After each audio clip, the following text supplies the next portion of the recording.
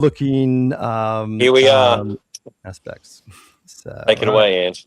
And tell us when you're ready. DJ Rob. All right, guys, welcome back to the All Things Aged Care Weekly Wrap-Up. My name is Anthony Nguyen, aged care recruitment expert and host of the Pioneers in Aged Care podcast. I'm currently recruiting for several clinical and leadership roles. So if you're a nurse practitioner or clinical manager, please get in touch urgently. Next, we have Robert Covino, founder and CEO of Mirus Australia. He led the creation of technologies like Mirus Metrics and Care Minute Manager, and now Mirus Plus, an AI-powered platform uniting software and data to streamline everything from admissions to compliance. Rounding out our hosting crew is Owen Matheson, strategic connector and founder of Mission Critical Group. He works with owners, boards, and executives with a knack for connecting the right people, opportunities, and capital to unlock growth and drive innovation.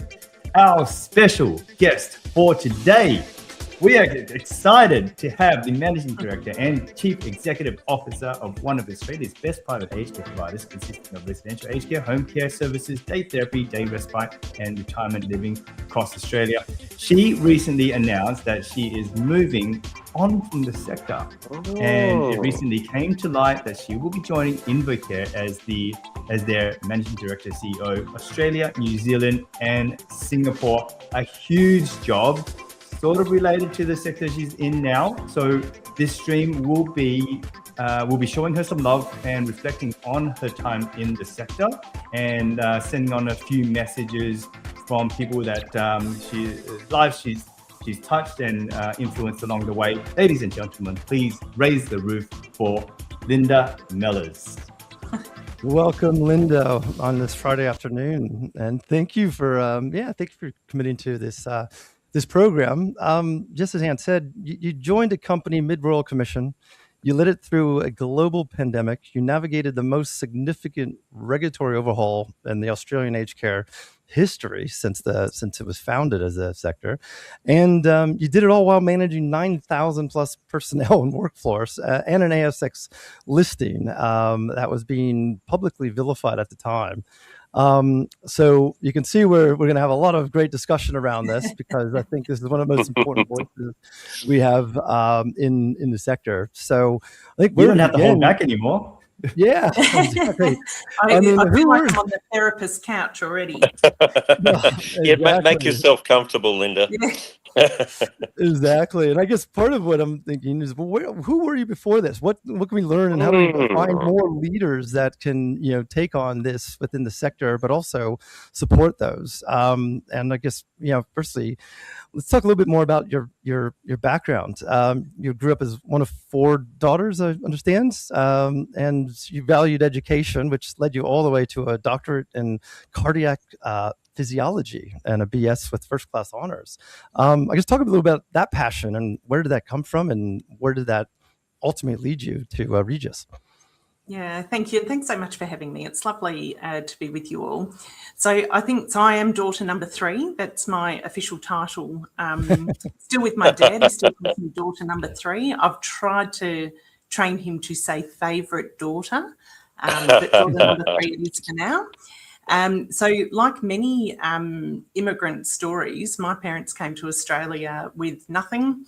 Had 4 daughters, and saw the pathway was clearly through education.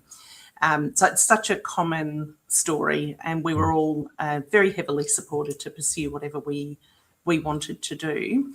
I probably had particular strengths in maths, so I ended up getting a scholarship to high school off the back of maths, and then had no idea what to do. I was one of those people with no clear direction.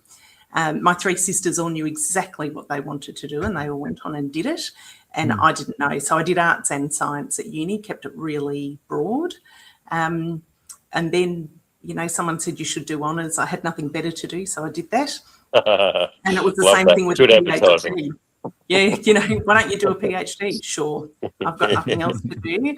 And a $17,000 tax-free scholarship was pretty appealing back then. But I did get to the end of 9 years of full-time university and recognised that actually it's not what I wanted to do at all, and I wasn't suited to an isolating, highly repetitive kind of job. I like people. I needed to be out with people, and I need a lot going on. I am one of those people. I'm no good if I've got time. I can eat my It's own a brain safe out. place, Linda. We are those Yeah. people. Yeah, I can feel the safety. So I knew I needed to do something else. And it was actually a girlfriend who's a clinician who said to me, you should go and run hospitals. So I moved into the hospital sector. Yes. Yeah, and then found my way into aged care right at the end of that journey. Wow. Tell us about the beginnings of why hospitals and what you thought hospitals would be, vis what it turned out to be. Yeah, it's a good question. So hospitals, because I'd come from a medical research background, I still loved the research and innovation and improvement. I just didn't want to do it. In terms of that repetitive research, and I definitely didn't want to be a clinician. I knew that as well. So it took me a while, but I worked out I'm better working on a system that I do have good skills around systems thinking and being able to see things that other people couldn't necessarily see. So I started off in business development and strategy, and then became the company secretary. And I did all of the CEO's work. So I was almost immediately at all of the board meetings and writing papers for boards and working with directors and executives. So I went in the opposite direction that most people go in. I did operations after I had actually done strategy and governance for years. That is interesting, because you would have been reverse engineering what you knew at a board level was important. That's right. And so I think then, like, what did I actually know about hospitals before I got there? Very little. Very, very little. So at 35, you were CEO, you had a PhD, you were raising three children. And you have said on record that you've challenged many people. What does that actually mean? Who pushed back and how did you handle it? Were they just the children or were they a little bit wider than that? No, the kids are awesome. So I've got, so my kids are now 20. I've got one turning 18 week after next, and the little one's 16. So they're awesome, and they are functional human beings. I haven't broken Love them. that. Which is, well done. I set a low bar for parenting. They are okay and they're functional. But, and we do work in a highly feminised sector. So what I'm about to say will be common to so many people who are like me. How can you possibly have a job like this with children? What's going to happen to your children? Will they be, completely neglected? Will you be completely distracted? And, it's that whole I can walk and chew gum. It's really, it's amazing. We all do more than one thing at a time. That's it. And nothing like a good coordination challenge, Linda. Exactly. So but you get a lot of pushback, a lot. No. Tell us, are your children number 1, 2, and 3, or have you adopted a different naming approach? So I go for who's my favourite child. Right. The two boys always put their hands up while my daughter sits in quiet satisfaction. So my daughter is my favourite daughter, and then I've got a favourite youngest one. And the favourite middle. You're very good at walking the diplomatic line, Linda. There's no doubt about it. Can I ask you, and Rob, I really want to jump in with your background as well. I know that you started in aged care with a background in hospitals and process mapping. So for you and Linda to... Oh, we've lost Owen. We've lost absolutely. Owen. Absolutely. I guess where I was looking at it too, the same way, Linda, is that the decision. Why aged care? I mean, why the hardest room in the building that you decided to walk through? And you've noted, you were hooked after taking on the Mercy Health's aged care portfolio. Hi, Linda. Sorry. That's all right, Owen. Rob has finished your question, so I'll go ahead and answer. So I didn't know aged care was this hard. That's the first thing that I would say. And I would suggest to you that the vast majority of people who work in hospitals have no idea how hard aged care is. And to be frank, aged care shouldn't be as hard as it is. So that's something we need to keep advocating for, is to actually make this a better system for the people who work in it, as well as the people who are receiving the care and services. So I had been in hospitals, it was probably close to 20 years in the end, and I'd been the CEO of the hospital side at Mercy, and there was another CEO of the aged care side. And we all sat on the national executive for the group. So I'd watched what was going on in aged care, and I think I had one opinion too many about what was going on, and they asked me if I would take on the aged care portfolio, but I wasn't ready to leave the hospital portfolio. So in a fabulous decision, I said I'd do both. And so I did both CEO jobs for 12 months. Wow. And then you can't unsee aged care. Once you see it, you cannot unsee it. And I felt I could actually step out of hospitals at that point, and there would be a long queue of people who could fill my spot. Aged care really felt like it needed help. It was being demonised in ways that hospitals just are not. I still remember at the beginning of the Royal Commission, and we were providing the data when I was still at Mercy, and there was all this outrage about some of the incident rates, and I was sitting there with my hospital hat saying, if I had incident rates like this in hospitals, I'd be doing cartwheels down the corridors, right? Wow. This is amazing. So I found the difference in expectations between hospitals and aged care shocking, outrageous, less resourced but higher expectations, an expectation of perfection rather than excellence. And I think just generally, everything that you know about clinical governance, quality and safety and improvement in hospitals didn't apply in aged care. And I found that really worrying, because it felt like the kinds of conversations that we'd been having in hospitals 15 or 20 years before. No, I want to give a shout out to Daniel Atchison. I had coffee with him earlier today, actually, and I said, you're coming on the show. And he said, I love Linda, because when she came into the sector with her outside the box ideas, is exactly what we needed. And she's not afraid to ask the hard question. She's not afraid to let people know and put them in uncomfortable conversations for the betterment of the sector. So a big fan. I want to give him a big shout out, because he's awesome. I love Dan too. Yeah.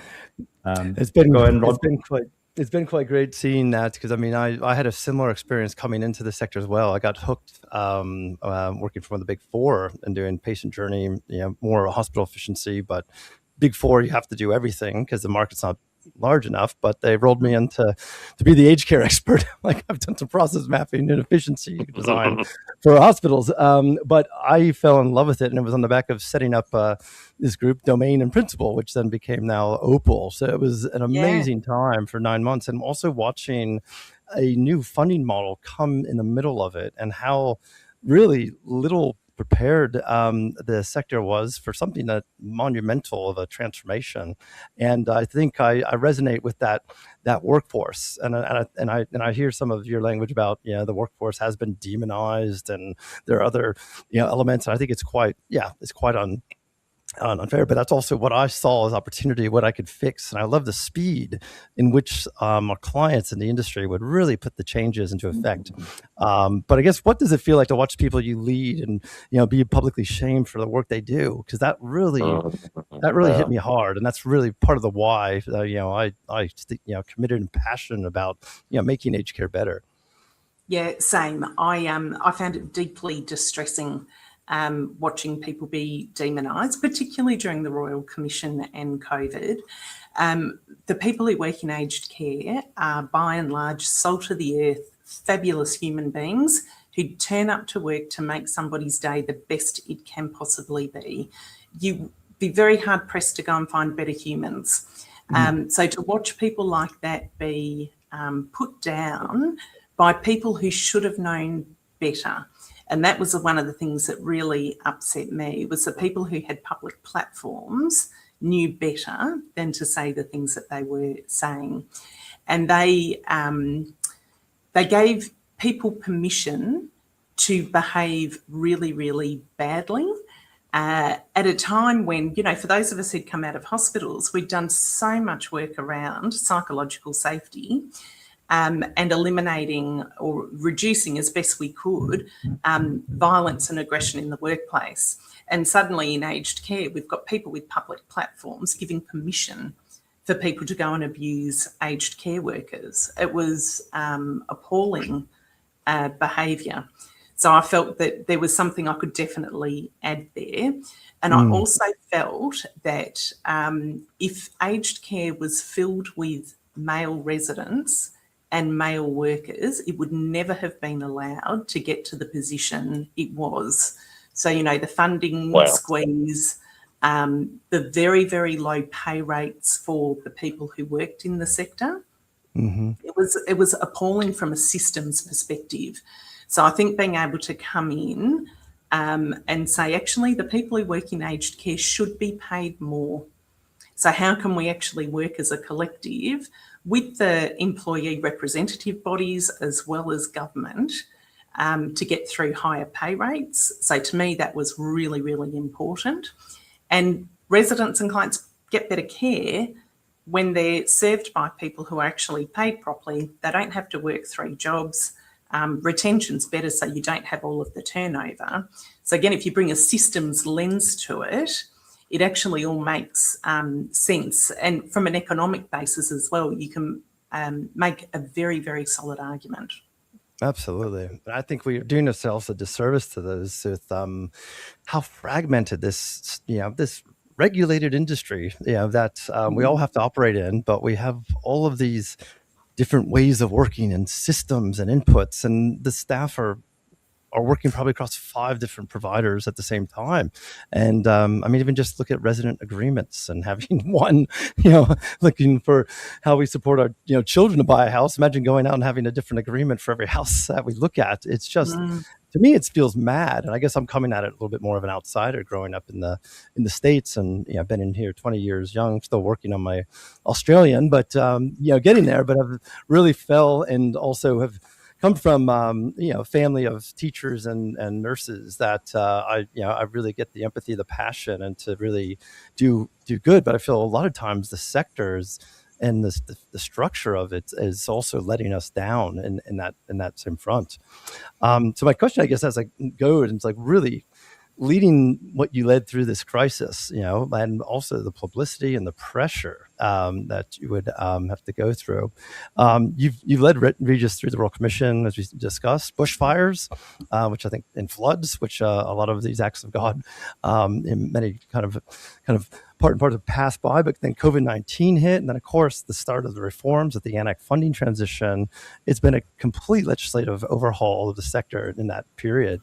So if you had to rank, those by just the psychological toll they would have on you, but also some of your key team members. I wanted to go there and what did that list look like for the execs of the provider that size? And, one of the things I've been reflecting on as I've been talking to people as I'm, about to exit the sector, the people who are most deeply affected by those kinds of events are those with great doses of empathy, along with their other leadership attributes. Those with huge doses of empathy are also the ones who are going to bear the psychological toll and the risk of burnout. So if we've got a system that is set up in that way, what does the system look like in the end if we don't make the adjustments to it to make it an easier system to work in? So, of course, we want to preserve the best of resident and client safety and experience, but we don't actually need to make it as hard as it is for the workforce and the leaders in the sector. So, I kind of sit here and say, so who survives the sector? Do we end up with people with no empathy if we're burning out the ones who do have empathy? And I think that's a real problem and something that we need to talk about, because empathy is also linked to better commercial outcomes, better resident experience. So I think there's a real conversation that we need to have, again, at a system level. How do we protect the leaders in this sector? I look at my colleagues and, again, they are excellent people. People who take leadership roles in aged care, they are excellent people. Have there been bad players? Absolutely, there have, but they are nowhere near the majority. But one of the things I find in aged care that's really different to other sort of health and social sectors is one thing happens in aged care and it is generalised to the whole sector. One thing happens in hospitals and one thing has happened in a hospital. It's not generalised. But I think leaders in this sector have shown the most extraordinary resilience and courage. And we want that and we need to foster it and protect those leaders. I agree. Can agree more as well, and continue to mentor those leaders through it. And I'm glad you touched on that, because like one of the follow-up questions I had was, what's the one thing about aged care you wish the Australian public, actually understood about that? You touched on generalization in that side. So is that where would you go with that response? I know you've got Kevin who'll come on in a while. Yes. But if you talk to people like Kevin and if you look at the data, people who have experience in the system, so residents and families and visitors to aged care, have a far, far better view of it than people who don't, who might remember what it was like 20 or 30 years ago. They don't know what it's like today, and they have a view of the people who work in the sector as being uncaring. And I think what I wish people knew is what actually happens in the residential aged care homes and in home care and the other bits of our service system, where there are beautiful people providing beautiful care day in and day out. And you look at the way that providers, turn themselves inside out to meet the preferences of the people in care. It far exceeds anything you'll see in any other part of, again, the health and social sector.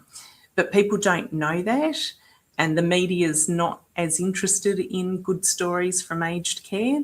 And then you've got an ageism element, where we should be doing much more around, look at these extraordinary people and what they've contributed to Australia or elsewhere, and what can we learn from them? We need more respect for the wisdom and the history. That's great. And one of the things sorry, Ant? I'll just jump in here, Linda. I wanted to ask as well, like when Robert described all those scenarios, all those events that could have really, at the minimum, kept you up at night. You've managed to find time to help the little guy as well, and you've managed to.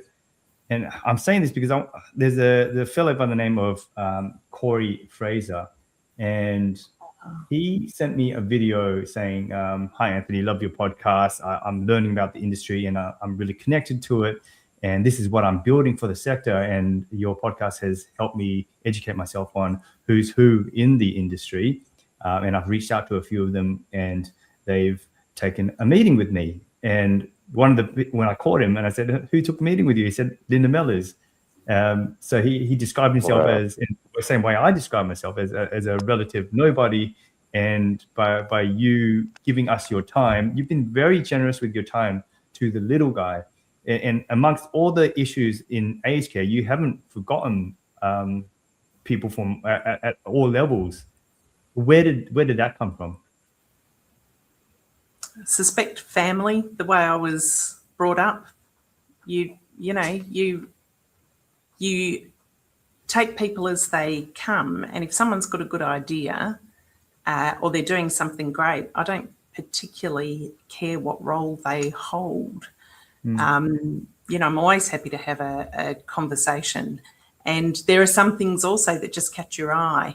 And you can imagine how many requests I get for meetings, and I don't take a lot of them. But I still remember seeing Corey's and the way he approached it. I'm like, yeah, absolutely, I'll meet with you. I can see you trying to do something good. And if I can help, then I'm really happy to. Yeah. Well, on behalf of the little guys, thank you. I don't think you can say you're a little guy anymore. Well, I was.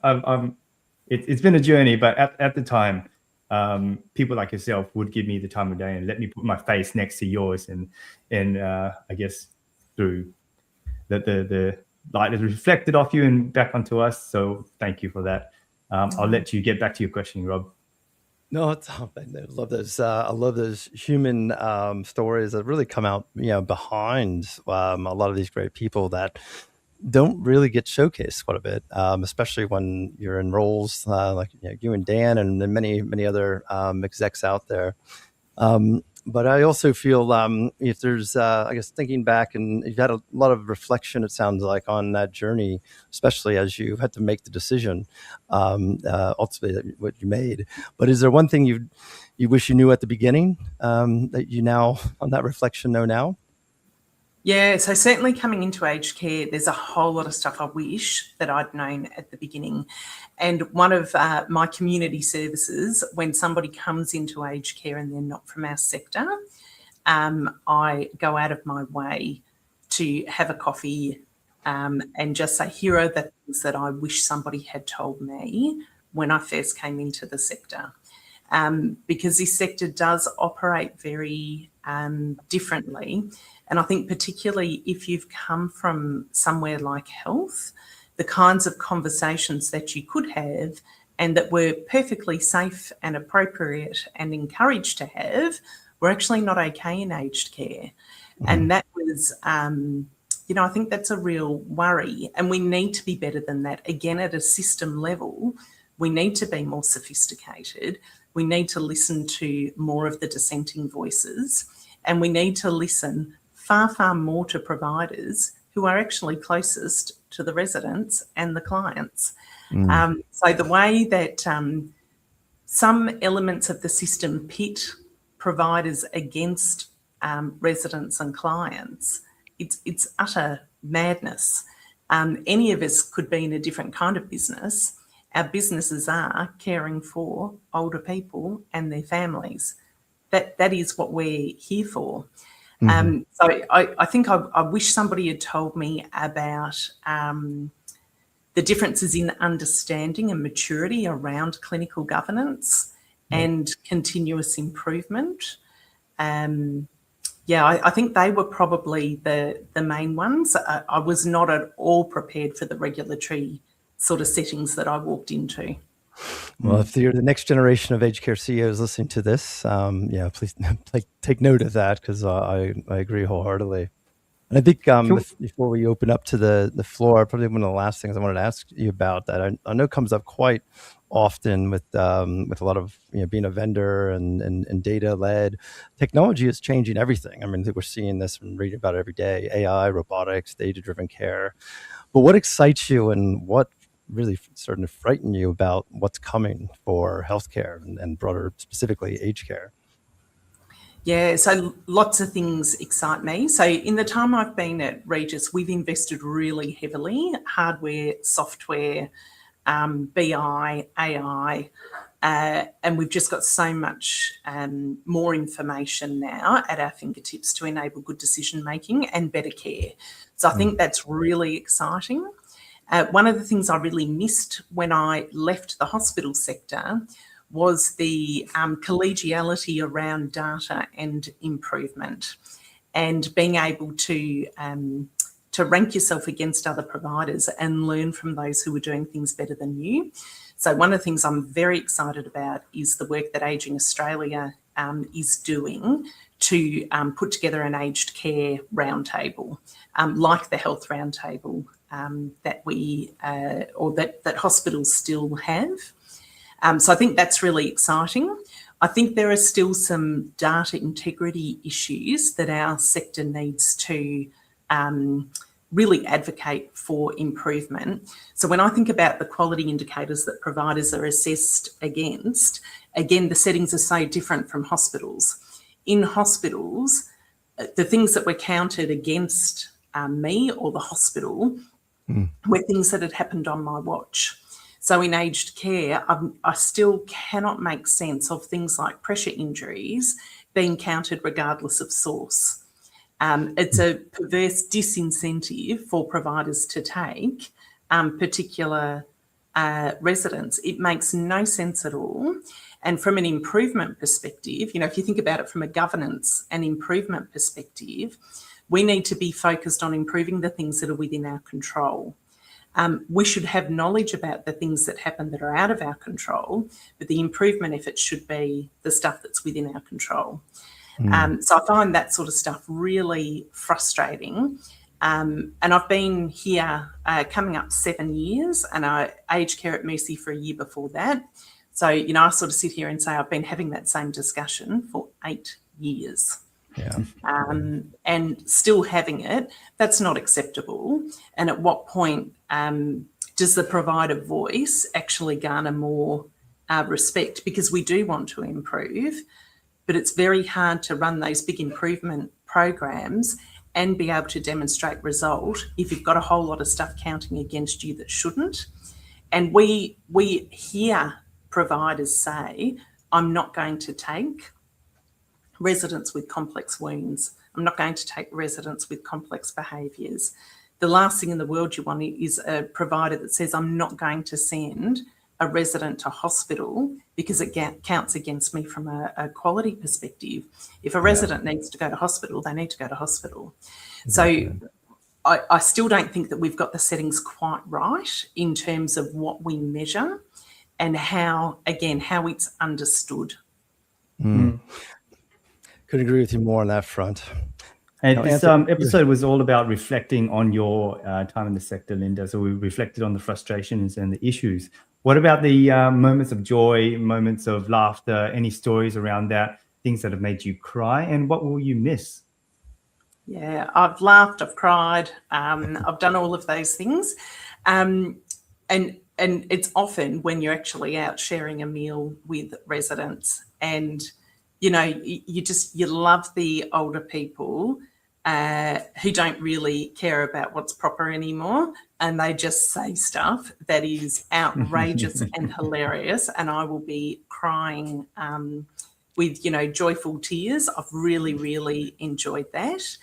And then you sit with a resident who's recently lost their life partner of 60 or 70 years, and it's so hard, so hard, and that makes you cry with them sometimes as well.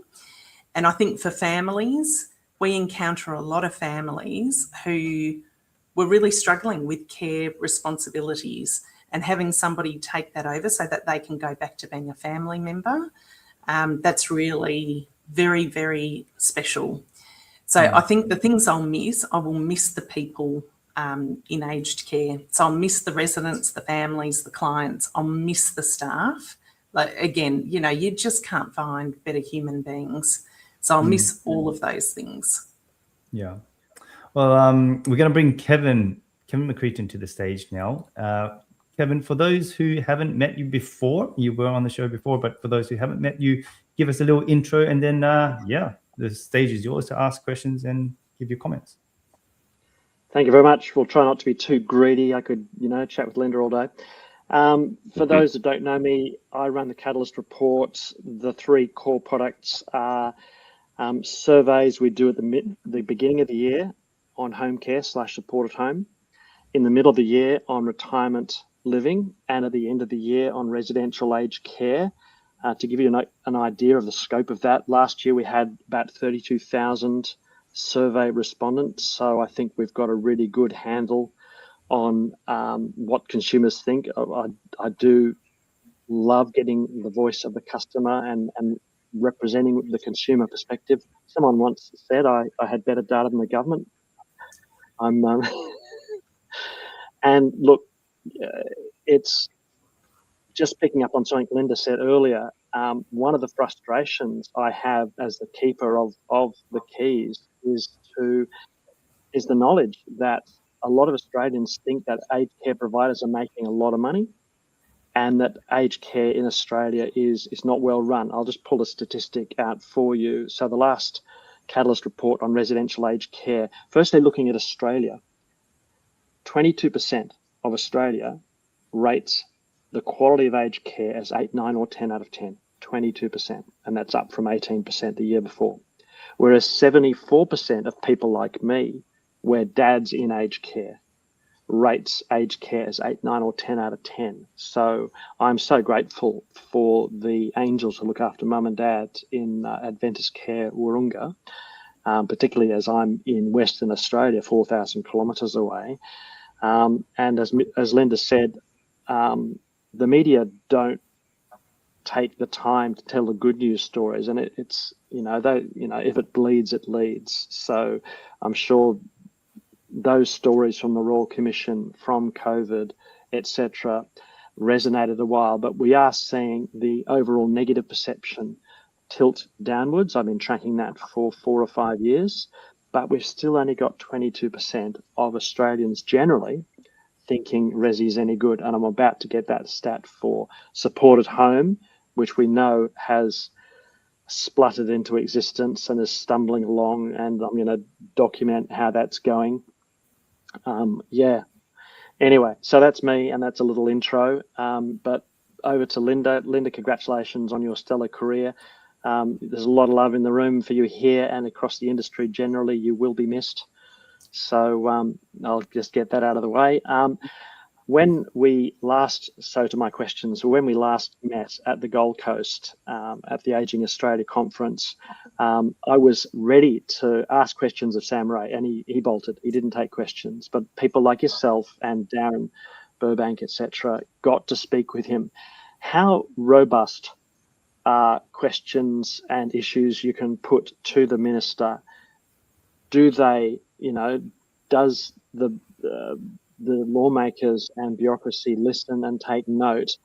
And what related to that, what needs to happen for providers and investors get behind bed building? Because I'm not seeing it happen quickly. Yeah, great questions, Kevin. So I think so Sam Ray, newish minister. So we did have a really robust conversation with him off to the side of that Aging Australia conference. So a good group of providers and extraordinary consistency in terms of the feedback that was provided. What I really like about Sam Ray is he does listen, and if he doesn't understand something, he stops you and says, I don't understand, or I don't know about that, I haven't heard about that before, explain that to me. So I think just that kind of active listening and seeking to understand properly is great for our sector. And I think we would all say we want, a minister for aged care.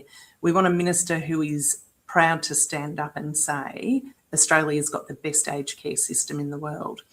Mm-hmm. And we know that a whole lot of other countries look to Australia. They look to our aged care system because they do think that our system is better.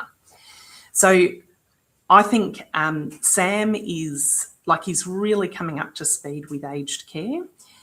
He goes out, he visits the home, he is talking to sector leaders, he is talking to consumers.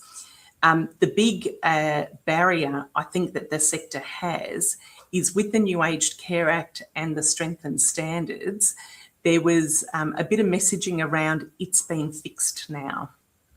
So, everyone can move on, and it's not fixed. The sector is not fixed. And as you quite rightly point out, we are not building the beds that the sector needs. So I think, one of the things I've been saying is residential aged care is full. We're at capacity, and we had, I think, 880 net new beds built last year when we needed about 10,000. I don't think the number's going to be wildly different this year. And this year we really needed 20,000. Support at home is looking pretty overwhelmed, and obviously there are some pretty significant structural issues there that are being discussed really broadly at the moment. We've got a housing crisis as well. So are we about to enter an era where older people in Australia start dying at home with no care or service? That's my question, right? And I think that this is beyond urgent. Sure. And every single day that it's not addressed, the problem compounds. So my understanding is we've had about 20,000 people a year turn 85 over recent years. Yes. With the baby boomers, it moves to 60,000, and for a few years it goes up to 80,000 people. So what happens when a big chunk of those people can't get care or service when and where they need it? Someone will probably drop out of the workforce to look after them. That someone will be disproportionately women, and usually women at the peak of their earning capacity when you look at the age that people drop out of the workforce. If you have fewer people in the workforce, it lowers the tax revenue base for government to be able to spend on things. That kind of stress and pressure on individuals and families, it's going to be huge. The moral distress for people working in the sector is going to be huge. And if you sort of extend that then to the political spectrum, this will impact every electorate in the country. Imagine how angry the general population is going to be when they can't access services when and where they need them. And I think we've, as we've been going through these processes over the past few years, I think we've given people some false choices. So, if you look at something like the RAD retention as an example, so do you want a 2% or a 3% RAD retention? It's a pretty simplistic question to ask. If we'd asked the proper question, which is, would you like a 2% RAD retention and the risk that you will not be able to get care and support at the time you need it, or a 3 or 4% RAD retention that will allow the sector to be profitable and build more, and you will get care and service when and where you need it? That was the real question, not do you want it to be 3 or 2? And there is still a sense, when you go out and talk to people, there is still a sense that providers are making wild amounts of money when the reality is you've still got half of the sector unviable. Yeah. We need to be having better conversations. So what policy settings need to occur to get beds getting built? Yeah, so, I think, the changes that were made to ANAC last year really hurt the sector. Because the messages that we had heard was that government was going to improve viability and profitability, but actually the sector went backwards in terms of profitability in FY26. So ANAC, in aged care, there is an ideology that you should not be able to make a margin on care funding. That doesn't exist in private hospitals or pharmacy or diagnostics. It doesn't exist in any other part of the system but ours, which doesn't make sense to me. And then most providers are still losing money on everyday living and accommodation. So you can't have zero margin on the biggest part of funding, which is care, and most providers losing money on your other two revenue streams. And then health, I think you're probably hearing an awful lot about how difficult health is to implement, and that is also going to impact the sector. So I think we need better funding settings so that a good provider can make a reasonable margin and a great provider will make a higher margin and build more. And we're nowhere near there at the moment. Hey, Kevin, feel free to stay on. I just want to give the floor to a few of our listeners and watchers out there. I'm going to read all the questions, and then, Linda, you can tackle whichever one you feel like you want to get into. I don't know. Oh, we still got time. We still got 15 minutes. First one is from Kim Davis. As a provider, I'll put that on. Is that on? as a provider, how do we protect our leaders and middle managers in our organization from disillusionment and burnout with the current sector? Next question is from Kate Walker. I'm a huge fan of Kate's. Hi, Linda. What kinds of things would you hope to hear from people at Regis in 1 to 2 years' time, considering the imprint you've left on the business and aged care as an industry? What personal or industry successes would you hope to hear have been achieved? And then Corey Fraser, who we gave a shout out to earlier, says, appreciate the shout out made. To Linda, 2 questions. Can you point to one thing that convinced you to move to a new industry? Ooh, great question. And the second question is one practice or habit you learned or developed during your time at Regis that you'll be implementing in your new role with your new team. I hope that's all, Anthony, because that's 4 things you asked me to remember. Okay. So I think in terms of protecting leaders in this sector, the biggest thing for me is still within our own organisations, we have to provide as much psychosocial safety as we can possibly build into every system and every process. And for me, transparency has to be key to that.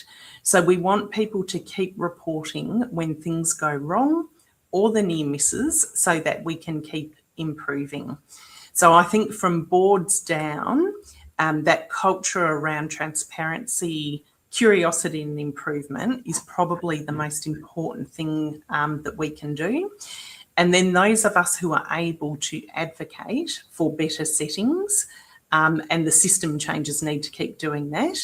And, I would suggest that this goes much broader than the aged care system.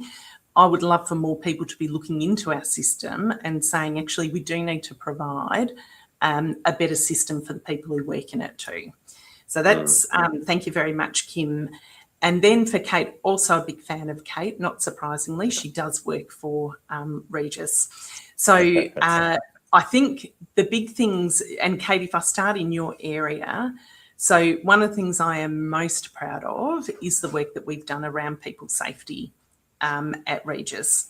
So our claims lost time injury rate is sub 6 per 1 million hours worked against a sector average of 24. Wow. My husband was almost killed in a workplace accident when he was 21 years old. So it's something I've always prioritised. It's got to be an absolute basic. People need to be safe at work.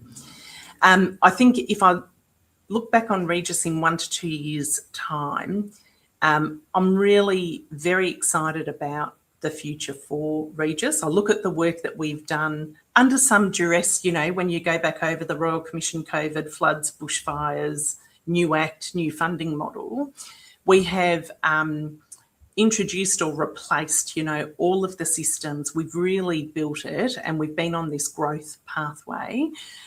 What I would love to see in a couple of years' time is that actually Regis has continued growing and that great providers have also continued growing because, it is, I get a real sense of this sector. We're so fragmented. There's plenty of space for everybody and we want really great aged care in this country. So let's, kind of help everybody lift in terms of the standards. So that would be my answer to Kate. And then for Corey, so I actually, so I've been saying this to people all the time. I wasn't looking for a new job.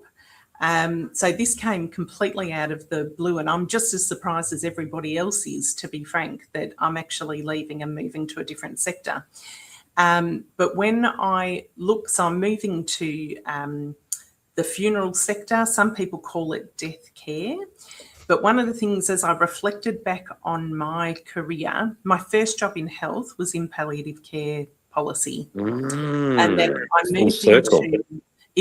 moved into hospitals, which provide a lot of care around dying and death. I ran women's and newborn services. So you deal with miscarriages, stillbirths, neonatal loss. I ran a neonatal intensive care unit, and not all of those compromised babies survive. I also ran mental health services. So, you know, a lot around suicide and the burden of mental illness. And then I moved into aged care. And we are usually the last place that people come to before they die. And I think for me, Australia hasn't been very good at talking about death and planning for death. I've always believed very strongly that you can have a good death with planning, and we need to understand what people's preferences are and to give them the kind of death that they want if we can. And I think the other thing I've really reflected on in that industry is, again, salt of the earth people wanting to make things better for that family that's in front of them. And Can I ask you? Oh, yes, sorry, Linda. No, just when you were talking about death and finality, it made me think about the fact that you've really lived for a cause larger than your life. I can see that thematically, you know, going into the areas where it affects people's life span and livelihood. When you think about legacy, you know, you're going through these different chapters and seasons. What sort of legacy would you like to leave? Yeah, interesting question, right? Because I'm not into legacy, which I know is a weird kind of answer, but I just do the best that I can every day. I don't think about leaving a legacy. So I think about leaving a business and people in the best shape that they can be. I'm far, far less interested in my legacy. So I'm sorry, I know that's a bit of a non-answer. No, that's a fair answer, because I used to think about leaving a legacy all the time when I wasn't doing anything with my life. And once I got into aged care, I was too busy doing stuff, and I don't care what legacy I'm leaving. I'm just having fun.